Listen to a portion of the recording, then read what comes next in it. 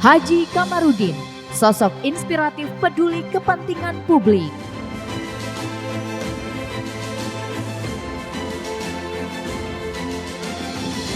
Inilah Bapak Haji Kamarudin SE sebagai sosok inspiratif peduli kepentingan publik yang berbahagia, diapresiasi di atas panggung utama ini mendapatkan selain plakat juga ada buku 60 sosok inspiratif. Selanjutnya kita dengarkan sambutan singkat beliau, disilakan.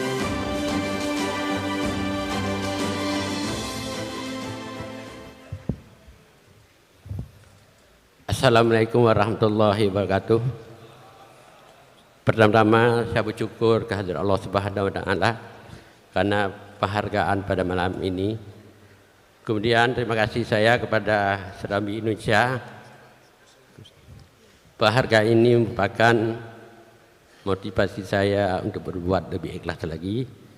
Dan penghargaan ini saya persembahkan terutama pada istri saya, pada anak saya dan masyarakat Aceh Barat.